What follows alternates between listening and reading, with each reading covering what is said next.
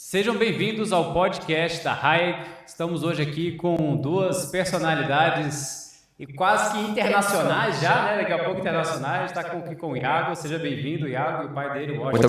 Muito obrigado, Edson. Quase internacional, já em janeiro, oficialmente, né? Ainda não. É isso aí. Isso aí, estamos ansiosos, né?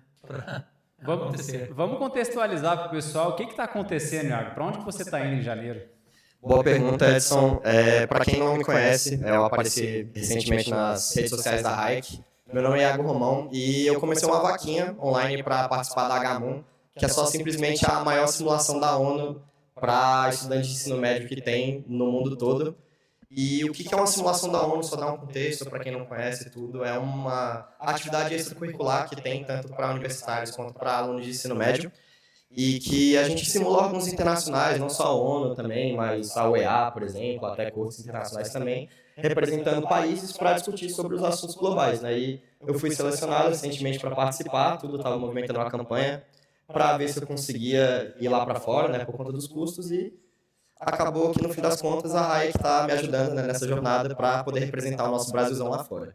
Legal. Acho que vale a pena contextualizar o que está acontecendo, né, pro pessoal, que eu mesmo estou aprendendo sobre esse mundo aí das as simulações da ONU, que eu entendi que é quase praticamente um esporte, o negócio virou aí, né?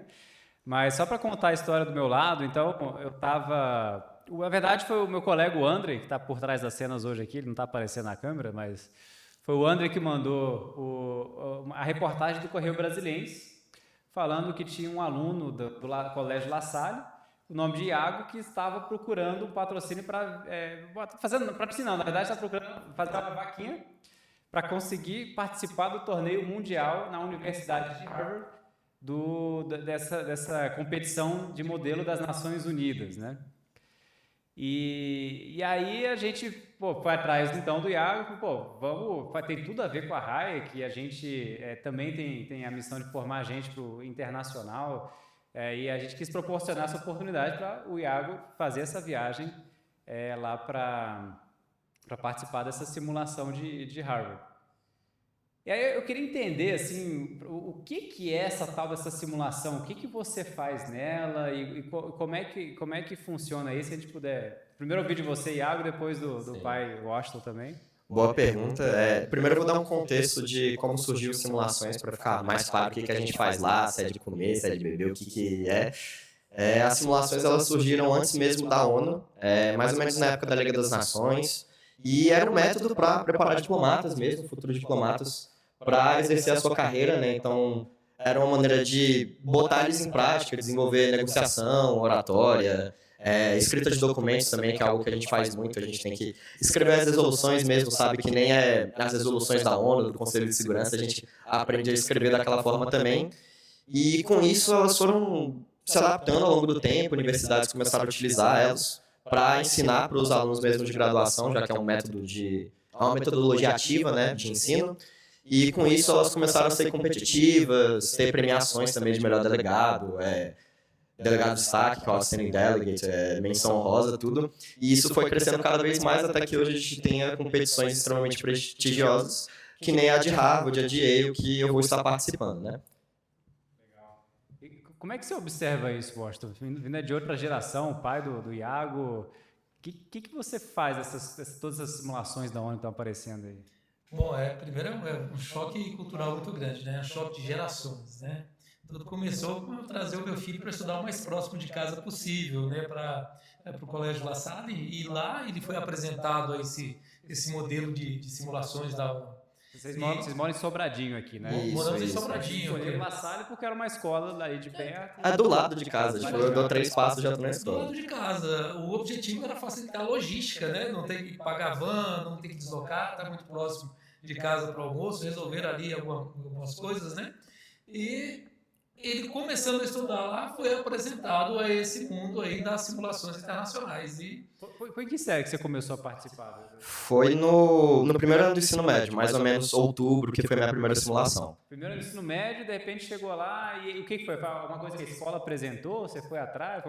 Isso é uma boa pergunta. A minha irmã ela tinha comentado que tinha simulação na escola, tudo isso é um dos motivos de eu querer ir para lá também, para conhecer. E assim, o projeto no início... Minha irmã já participava disso. ela não participou por causa da pandemia. Ela ia participar, só que teve a pandemia, tudo acabou cancelando, né, infelizmente.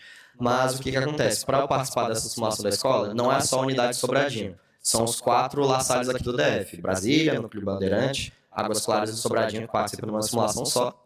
E você tem que ser selecionado entre os alunos, tudo, né? Ter um comprometimento com a escola para participar, representar bem ela, né? E com isso eu fui participar, estava muito animado, me lembro de eu falando com o meu amigo Clark que eu estava muito ansioso, que eu ia ter essa primeira oportunidade de participar. Eu me lembro que nos primeiros discursos eu estava todo tremendo, assim, mas foi uma experiência, assim, incrível, de verdade. E qual foi sua reação, Washington, quando você escutou sobre essas simulações a primeira vez? A princípio eu achei que era mais um projeto escolar, né? Para ocupar o aluno.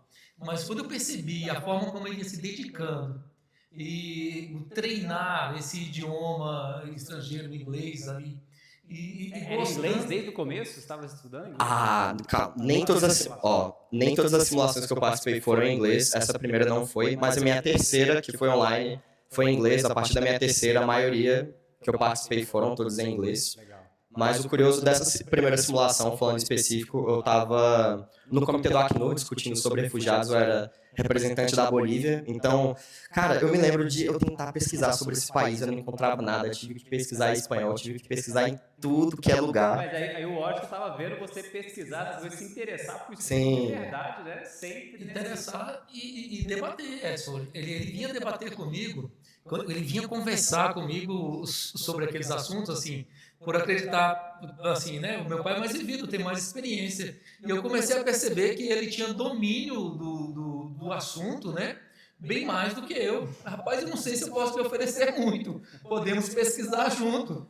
Mas eu acredito que é o caminho certo. E eu me lembro até que um dia eu saí, deitei ao lado da esposa e falei, caramba, o Iago entrou nesse mundo de simulações e ele está despertando para o resto do mundo. Ele vê os problemas, assim, né, políticos e geográficos do outro mundo, vem estudando, vem trazendo, e nós, pelo menos eu estou aprendendo junto com ele, estou crescendo também. Pô, que legal, hein?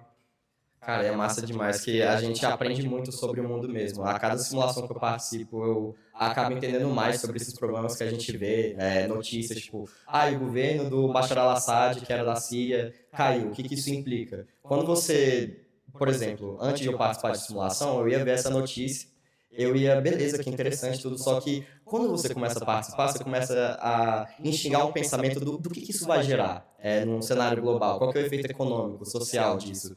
E você vai entendendo cada vez mais, é fantástico, assim, de verdade. E isso, de um ponto de vista de um educador, né, é o que todo mundo sonha, toda escola, toda faculdade sonha em ter um aluno que vai atrás do conhecimento e é curioso tal, e busca, né, que é a grande sacada dessas metodologias, né, de metodologia ativa, que o próprio aluno, e escutar isso de vocês é incrível, né, como realmente o ensino aconteceu de verdade. E tu vê, de um ponto que até o pai que estava precisando ajudar ali para dar suporte ao filho já não está mais dominando o assunto, porque o Iago já começou a buscar as informações, que às vezes nem o professor domina, porque é um assunto muito específico lá sei lá, seja lá o que for que você esteja procurando. Eu já debati sobre muita coisa. Qual foi a primeira coisa que você debateu? Que você tava... Foi essa do Acnur, sobre refugiados. O Acnur é o Alto Comissariado das Nações Unidas para Refugiados. A sigla Acnur, UNHCR em inglês. Onde fica o Acnur? O Acnur, eu não sei onde fica a sede, mas é um dos órgãos atrelados à ONU, que ele lida com essas questões de refugiados mesmo, geralmente trabalha junto com a Unicef, com questão de educação, então... Trabalha com diversos países diferentes. Isso. Todos os países que estão atrelados, né, à ONU, 193 países membros, eles têm alguma contribuição, alguma participação no Acnur, seja nas discussões mesmo, ou ajudando a desenvolver missões mesmo humanitárias, seja... Por exemplo, quando você vê uma crise de refugiados, tem algum campo ou os capacetes azuis das Nações Unidas para ajudar, geralmente parte desses membros que estão lá são do Acnur ou da Unicef, por exemplo. Entendi, bacana. E aí você teve que debater sobre esses assuntos, o que você tinha que debater, qual que era o esquema? O tema exato eu não vou saber te dizer, mas se eu não me engano era sobre preconceito com relação a refugiados. Eu me lembro que eu trouxe a pauta de refugiados climáticos, por exemplo. Vamos dizer que aconteceu uma erupção vulcânica na Guatemala. Você é forçado a sair do seu país para outro país. O problema é, na legislação internacional, um país ele não pode se negar a conceder refúgio a uma pessoa, correto? Só que o que acontece? O status de refugiado, ele não é dado para pessoas que se deslocam do país por problemas climáticos. Vou dar um exemplo, uma questão da natureza mesmo, erupção vulcânica, um tsunami. Então, esses desastres naturais, eles não estão previstos como coisas que vão te dar um status de refugiado. O que dificulta muito para você receber essas pessoas, dar a ajuda humanitária necessária, além de outras coisas, como islamofobia, por exemplo, a gente discutiu, sobre a questão dos trabalhos que, se você tem que sair do seu país, é obrigado a sair por uma questão de perseguição política, vai para outro país, você vai para a Europa, você tem uma graduação, por exemplo, tem um diploma, não sei, em engenharia, só que o seu diploma ele não vai ser reconhecido naquele outro país. Ele tem uma chance de não ser reconhecido. E aí, o que você faz? Então, a gente discutiu sobre como criar um sistema internacional que fizesse sentido, que pudesse comprovar esses certificados para a pessoa poder trabalhar no país. Inclusive, teve recentemente o caso das juízas que vieram do Afeganistão. Não sei se ficaram sabendo dessa história. Não, pior que eu não estou sabendo desse caso. Teve umas juízas que vieram do Afeganistão, refugiadas da época que o Talibã tomou lá o poder, e ficaram aqui em Brasília. Né? E teve esse problema, que a gente faz que essas juízes têm a formação de lá, mas não tem aqui as credenciais para atuar no Brasil, né? Então é um tema muito atual, né? Que a gente pode ter muita aplicabilidade para qualquer problema que a gente tem no nosso dia a dia. Atual, né? E esses comitês simulados eu acho muito interessante porque eles propõem soluções. E essas soluções podem ser, sim, aproveitadas assim, pelos países, pela ONU, porque eu tive a oportunidade de ler e acompanhar, e são soluções extremamente assim, de bom senso, inteligente e muito pertinente à crise que está tendo. Não é uma coisa de... A gente são jovens, né? Não é uma coisa de menino. Como brincaria o meu pai, é coisa de gente grande mesmo. Coisa de gente grande discutindo ali e propondo soluções. Muito legal. Vai lá, Thiago. Agora, até falando sobre as soluções, já que meu pai comentou um pouquinho, interessante até em simulação, a gente tem a formatação dos documentos, tudo de resolução final que a gente faz, e a gente sempre tem algumas perguntas, algumas coisas que a gente tem que se pensar na hora que vai escrever um tópico do documento, tudo, quem que vai pagar por isso? Como é que isso vai acontecer? Então, se a gente está propondo que corredores humanitários sejam criados, que sejam implementados em zonas de guerra. Quem que vai pagar por isso? Vai ser o Banco Mundial? Vai ser as Nações Unidas? Vai ser os países envolvidos na guerra? Como é que vai funcionar? Então, a gente tem que desenvolver também um senso crítico para ter esse planejamento dessas soluções. E isso é uma habilidade que é muito útil não só para a resolução de conflito mesmo, mas para todas as áreas da vida. Se você está abrindo uma empresa, um negócio, você tem que parar para pensar o que meu serviço vai ajudar nas pessoas, como é que eu consigo convencer as pessoas a contratarem meu serviço. Então, muito desse pensamento que a gente constrói, essa linha de raciocínio, serve para outras áreas da vida também, o que eu acho que é algo fantástico assim, nas simulações, que mesmo que você não trabalhe com relações internacionais, com diplomacia, muito daquilo que você desenvolve, você consegue aproveitar para si, de alguma forma ou de outra. Muito legal. Até porque a formação que você está tendo pode ser aplicada em qualquer área, né? Sim. Então, assim, a resolução de problemas, por exemplo, na hora de abrir uma empresa nova, né? Que às vezes tem que pensar no custo, quem que vai fazer, como é que vai viabilizar, tudo isso são habilidades que se aproveitam. Não só no mundo empresarial ou de negócios, eu dentro de casa também. A abordagem, a partir do momento que ele passou a participar desse simulado, a abordagem com o objetivo de aquisição ou de ter algo, ela mudou. Ela realmente é mais diplomática, mais objetiva e não traz só problema, traz o problema e algumas soluções. Isso eu achei muito interessante, para mim facilitou muito a vida. Tem que aprender a negociar, né? Ele argumenta melhor agora, dentro de casa também? Ele argumenta tão bem que tem hora que eu tenho que pedir, dá um tempinho ali, deixa eu pensar. Saia que eu vou pensar no caso e depois a gente resolve. Para não soltar uma decisão premeditada e depois se arrepender. Tem que pensar. Legal. E Washington, você tem participado junto com ele em todo esse processo que ele vem trabalhando aí nas simulações, incentivado ele a fazer parte desse mundo de simulações?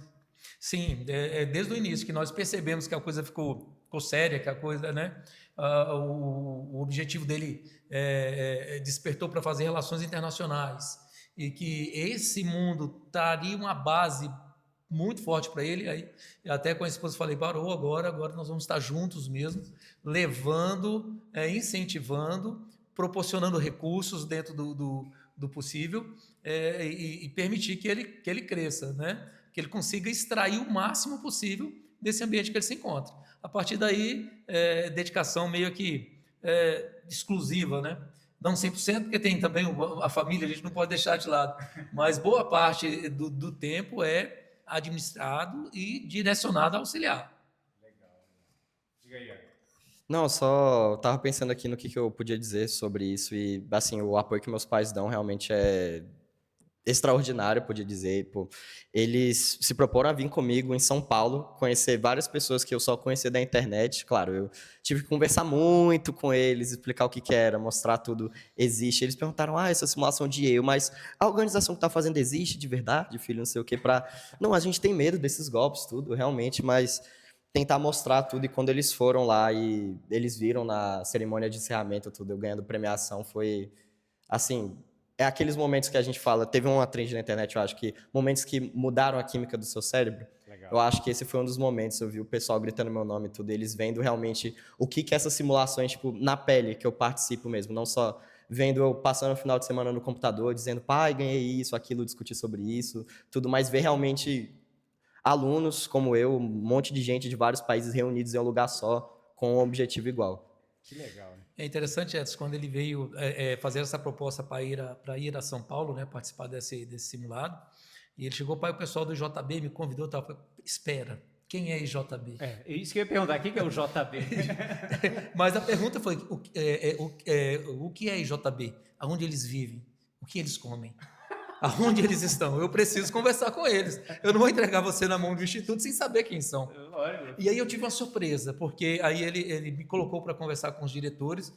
Aí eu olhei assim e parei. Gente, o único adulto mesmo sou eu, porque é tudo jovens. Mas assim, adulto na questão de ter mais tempo de vida, de ter vivido mais. Um grupo, né, um instituto constituído por jovens que estão aí nesse mundo de simulados e estão levando muito a sério. E os frutos, eles vêm vindo, né? Quando nós percebemos, sentimos aquela firmeza, aquela segurança, que era algo realmente concreto, palpável, agora vamos acompanhar até São Paulo, né? A gente foi, né, assim, para te acompanhar, não para passear, né? Eu e a esposa ficou passeando e ele, né, estava lá meio que enclausurado, né? As primeiras sessões, né, se eu posso assim chamar, elas são só eles mesmo, né? Então nós tivemos uma participação efetiva de assistir, de ver o que era aquele mundo praticamente na última. E foi uma outra surpresa muito grande, porque eu e a esposa saímos para passear no bairro da Liberdade pela manhã, à tarde os portões do colégio estavam abertos, né? Do evento lá, né? Agora vamos para lá assistir. Quando eu e a Martinha fomos entrando, eu parei na porta e falei, e agora, Martinha? Estou me sentindo no MIB, naquele filme MIB. No Homens de Preto. No Homens de Preto, como se eu estivesse naquela rodoviária ou aeroporto interestelar, né? Porque as pessoas, assim, de todo ali era internacional, né? Sim, tinha gente em todo lugar, Venezuela, Peru, Estados Unidos. Assim, com pensamentos diferentes, com formas diferentes de te olhar, de conversar, de falar. Eu estou me sentindo realmente no aeroporto interestelar de MIB.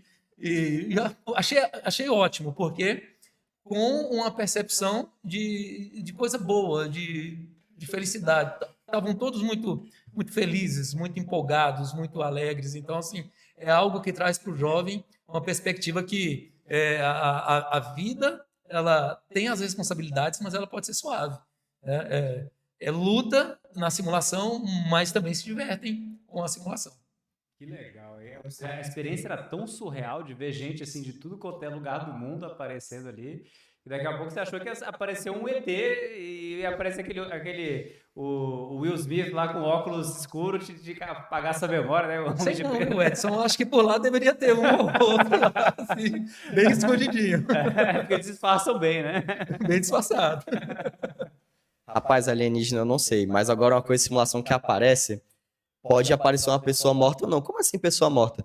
Porque a gente também faz comitês históricos do passado. Então você pensa, figuras históricas assim que não estão mais vivas. A gente pode representar elas também. Então é algo que a gente volta no passado, se emerge um problema, um evento, alguma coisa que aconteceu, e a gente pode reviver aquilo e tentar entender o que aconteceu e mudar mesmo até a própria história. Então, um alienígena, não sei, talvez em um comitê um pouco mais imaginativo, mais de sci-fi, coisa assim, mas com certeza alguém, sei lá, um Stalin da vida que você não imaginaria, tem alguém representando ele. Vou pedir para a produção ligar o ar-condicionado aqui atrás, porque a gente está um pouco com calor. Se vocês puderem, que até meu óculos está embaçando aqui. Mas, voltando aqui, cara, qual que é a simulação que você mais se orgulha de ter feito, assim, o momento mais memorável que você teve? Ai, de simulação, eu vou até pegar a listinha, mas essa daqui tá... Vou pegar a lista para falar de algumas das outras, mas... Foi tanta simulação que você fez, até que puxar a lista. Foram 18 até o total? Isso, 18. Você fez 18 simulações? 18. Tem gente que já fez mais de 20. 2 anos?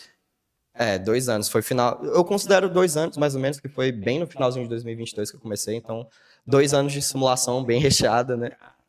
Intenso, Incrível. bem intenso, assim... o tempo que a gente tinha mais ou menos de descanso entre uma simulação e outra quase que era de uma semana. Um final de semana tinha, pulava um, no outro tinha, pulava um, aí às vezes 2 e no outro já tinha. E estudando, sempre estudando e correndo atrás. É como se o Iago tivesse virado um atleta, né? Porque eu jogava tênis na minha adolescência, eu viajava para jogar torneio aí de volta do Brasil. O Iago tá viajando para fazer simulações, né? Treinando e fazendo. Uma rotina parecida. Uma rotina parecida, guardando as suas diferenças, né? Mas bem parecida essa rotina aí de atleta, né? É um atleta de simulados. A gente até falou antes aqui, parece como se fosse um esporte, né? Essas simulações. Não, é quase um esporte mesmo, questão de preparação, tudo, não só preparação mental também, mas de você ir lá para performar mesmo, fazer discursos, convencer as pessoas do que você faz, tem todo um processo, não é só um estudo muito aprofundado, mas você tem que treinar a sua escrita de documento, você tem que pensar em coisas criativas para falar no discurso, você tem que desenvolver problemas, então é aquilo. Às vezes teve simulação que eu participei que eu pensei, nossa, estou escrevendo quase um TCC aqui para entender como é que eu resolvo esse problema aqui, antes mesmo de participar de lá. Já teve simulações, essas eu não participei, mas que eu... Isso só para você se preparar para fazer o debate. Sim, que tem os binders, né, que a gente... prepara antes, que é como se fosse um fichário de estudo, tudo. Tem gente que faz um fichário muito grande, outros um pouco mais conciso, mas já teve simulações que, falando agora do Draft Resolution, né, que seria a resolução final que a gente faz, que já teve mais de 50 páginas o documento. 50 páginas só de tópicos com soluções para o problema proposto para o comitê. Imagina você, em 3 dias, não sei, 2 tardes e 1 noite, que tem a cerimônia de abertura, você escrever junto com outras 20, 30 pessoas 50 páginas de um documento conciso para resolver um problema global. Olha que loucura. Entre quantos fazer esse documento? Comitês variam, comitês online geralmente variam de o quê? De 20 até 50, então 60 pessoas. Então vocês organizavam entre 20 a 30 pessoas para fazer um documento de 50 páginas? Isso. Às vezes esse documento tinha que fazer sentido, do início ao fim. Sim. Sentido e completamente plausível. Nada, assim, fora do não exequível, né? Tudo podendo ser executado, tudo com uma possibilidade de ser usado na vida real. Não algo imaginário, aleatório, uma coisa que não pode ser executada. Porque tem que ter uma habilidade de coordenação entre o time para o documento fazer sentido, né? Porque 20 pessoas escrevendo um documento só é muita coisa. A liderança é uma coisa muito importante também dentro das simulações, tanto é que, falando agora da diferença de simulação nacional para internacional, no modelo internacional a gente se organiza geralmente por blocos. Então você pensa, eu vou dar um exemplo da H1 mesmo, não vai ser o caso do meu comitê, mas tem comitês que chegam a ter 400 pessoas. O maior comitê da conferência vai ser o DISEC, que é o Comitê de Desarmamento das Nações Unidas. Ele vai ter 386 delegados ao total, salvo engano, em dupla. Como é que você faz para organizar esse tanto de gente para no final só passar 1, 2 documentos, blocos? Você separa em grupos menores, geralmente de países que pensam de uma maneira parecida, seja na sua política externa, ou que tem delegados que têm ideias parecidas, quer trabalhar na mesma resolução, e você vai juntando gente, você vai desenvolvendo o documento, você às vezes junta os blocos, você faz o merge dos documentos que você tem, então é um desafio tanto, não vou mentir, por isso que exige muito simulações, é algo que vai além de tentar entender problemas globais e resolver, mas também lidar com pessoas, que é um problema muito grande hoje em dia. Hoje em dia sempre foi, né? Sempre será. Para mim, um dos maiores problemas é lidar com pessoas. A parte de liderança e uma liderança objetiva, né? No dia a dia, pelo menos no meu trabalho, sempre tive esses contatos, né? Então, liderar pessoas, conseguir direcionar para um objetivo comum, e esse objetivo comum realmente ser efetivo, é um dos mais difíceis. Eu tive a oportunidade de ler uma resolução deles lá, eu falei, caramba, beleza, eu acho que vou levar para trabalhar comigo para fazer parte dos meus documentos. Já está até usando na prática no seu dia a dia. Não, já dá a gente usa bastante dessa habilidade de escrita. Você estava falando aí sobre o seu momento que você mais se orgulhou, né? Eu acabei interrompendo. Qual que foi o momento que você mais se orgulhou? Sim, boa pergunta.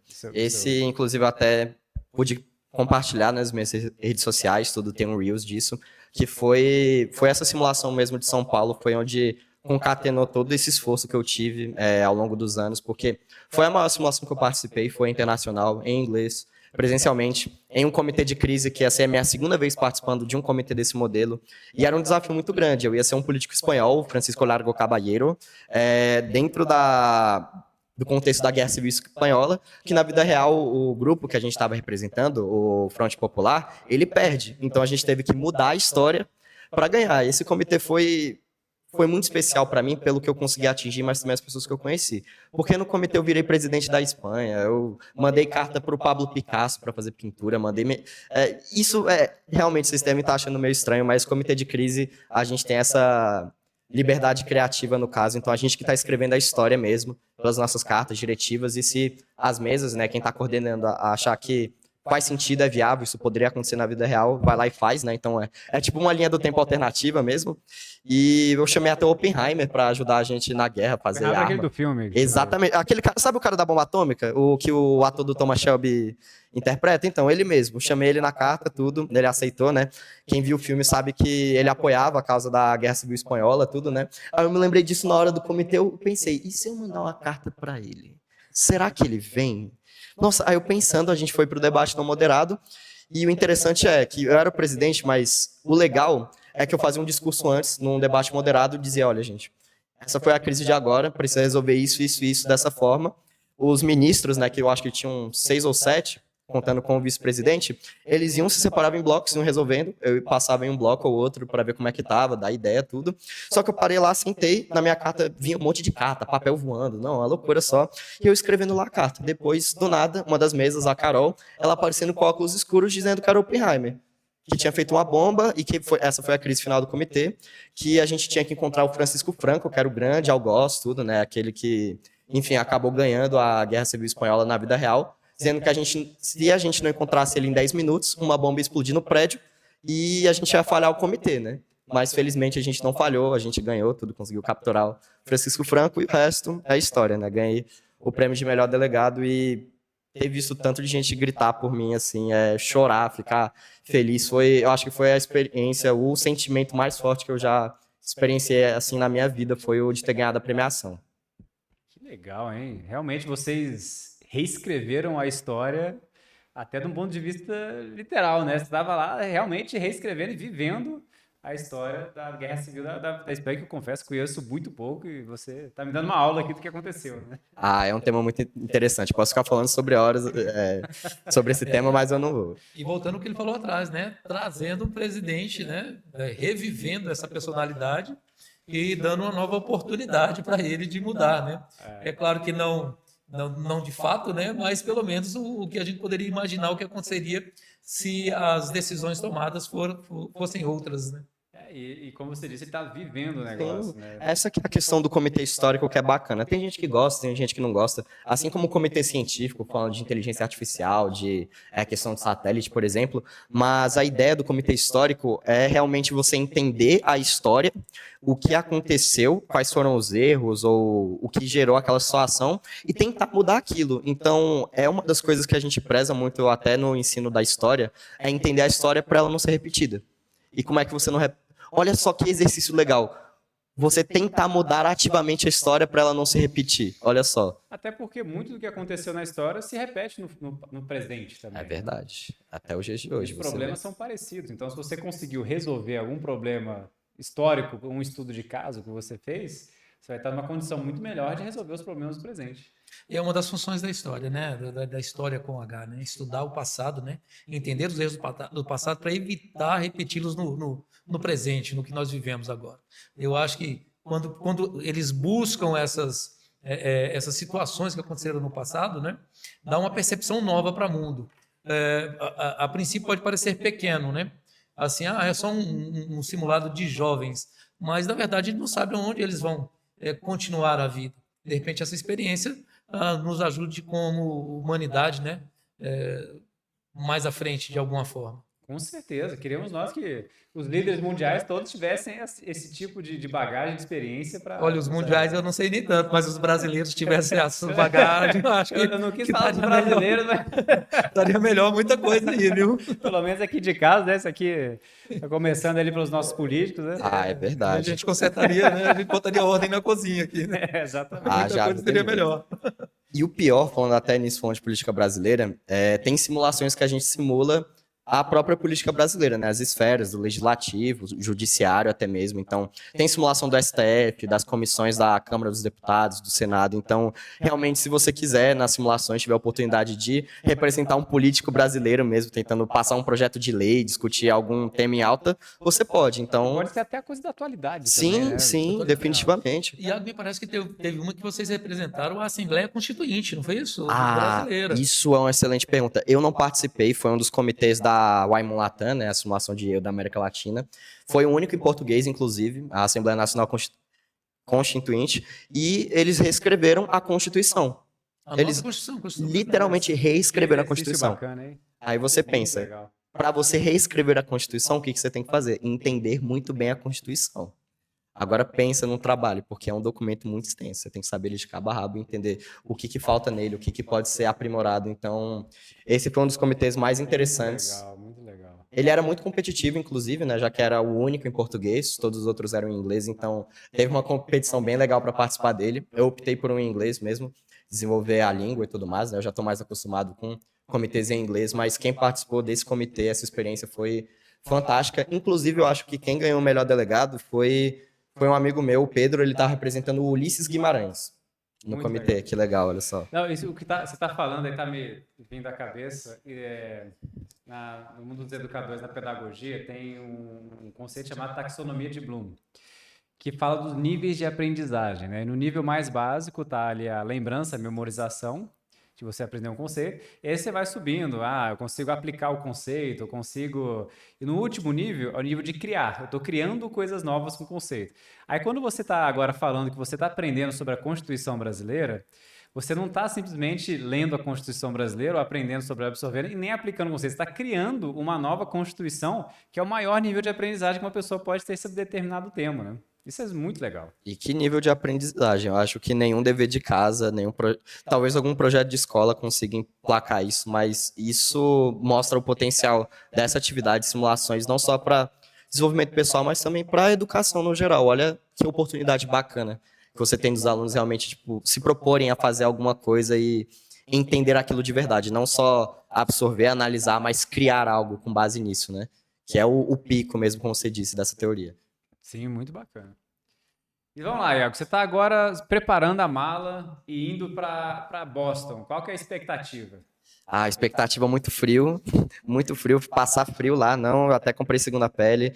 Eu espero que neve também. Falando primeiro da viagem, depois do... Já viu neve alguma vez na vida? Não, nunca vi, vai ser minha primeira vez. Tô bem ansioso para isso. Começou uma guerra de bola de neve no meio dos delegados também, lá que eu vou ir junto. Já começou a guerra de... Vai ter a guerra de bola de neve? Eu vou começar a guerra, eu não sei se vai acontecer, eu vou começar ela, se vai continuar ou não, aí é uma... Vocês vão debater para ver quem pega a primeira bola? Como é que vai ser? Não sei, eu acho que vai ser fora da simulação mesmo, a gente passeando por Boston, vai lá, primeira pessoa que deu mole, já faça a bola, e o resto já vai uma bola de neve grande mesmo nessa guerra, tudo. Mas assim, falando do comitê mesmo, no geral, as expectativas... Eu quero me preparar muito bem para tentar realmente juntar tudo aquilo que eu consegui da última vez e realmente tentar trazer esse potencial à tona, porque é aquilo, é a maior competição que eu vou participar, querendo ou não, então eu quero performar bem, eu quero representar e que não sou só eu agora, né? Não é só por mim, é todo mundo que está depositando a fé em mim, está acompanhando essa minha história, minha jornada, meus pais, vocês da Hike que estão contribuindo com essa minha história, o pessoal que está me acompanhando nas redes sociais, então é uma história que está se construindo, né? E eu quero trazer o melhor final possível para ela. Legal. O que você acha dessa história, Washington? Bom, como pai a gente fica assustado, né? Ele faz 18 anos agora, semana que vem não, sábado agora. Sábado. Dia 21 de dezembro, né? E, bom, é a primeira viagem internacional que vai estar solto. E sozinho, detalhe. Sozinho, olha só. Ele vai sozinho. A gente vai fazendo orientações, mas confiamos no bom senso, na criação, nos princípios que foram repassados, né? E, assim, é só felicidade. Eu torço muito que ele traga um prêmio lá, né? E que tenha destaque, que tenha, né, assim, os objetivos alcançados, né? Uma boa representação. Como nós falamos, é a Copa do Mundo de simulados, né? Qual pai não gostaria de ver o filho sendo premiado numa Copa do Mundo? É espetacular. Espero que corra o melhor, aconteça o melhor possível para ele. Vamos lá, turma de Brasília aí, ó. Nós estamos acostumados a torcer pelo Brasil na Copa do Mundo, nos esportes, na Olimpíada. Agora temos que torcer pelo Iago, representando Brasília, indo lá para Harvard, como é que é o nome? HMoon? É HMoon, isso. Na HMoon, na maior simulação, a mais tradicional da história, que é na universidade mais famosa do mundo, né? É a mais famosa, E eu tenho uma surpresinha, eu ainda não anunciei isso nas redes sociais, eu vou anunciar, tava planejando, mas eu acho que já vou soltar aqui no podcast, quem vê o podcast já vai ter uma notícia aqui exclusiva, é que eu não vou só participar da HMoon, né, como vocês já sabem, eu vou participar também da YMoon, que é a simulação da Universidade de Yale, vai acontecer na semana anterior da HMoon, então a minha preparação vai ter que ser dobrada agora, não vou só me preparar para uma, mas para 2 conferências, vou ir lá para New Haven também, simular, que fica no estado de Connecticut, então parece que agora a experiência vai ser dobrada. Dobrada, e para quem não sabe, Yale também é uma universidade Ivy League, uma das mais famosas lá, a liga mais famosa de universidades dos Estados Unidos, que é também a mesma liga da Harvard, né? Então, você vai viver assim o que há de melhor na elite das universidades mundiais, né? É verdade. Legal. E Yale, para mim, assim, falando especificamente de Yale, é uma das minhas dream schools. Eu teria o sonho de estudar lá mesmo. Eu acho incrível o currículo que eles têm de relações internacionais. Então, além dos programas que eles têm, todas as pessoas que vão lá realmente. Então, poder pisar os pés naquela universidade, ver as pessoas lá, talvez até comprar um merch, não sei, um casaco de Yale, tudo. Eu acho que vai ser uma experiência fenomenal para mim. A famosa jaqueta americana, né? A famosa jaqueta americana, olha só. É isso aí, pessoal, jaqueta americana. Mas, legal, Iago. E só para a gente finalizar aqui, o que você achou da proposta da Hayek?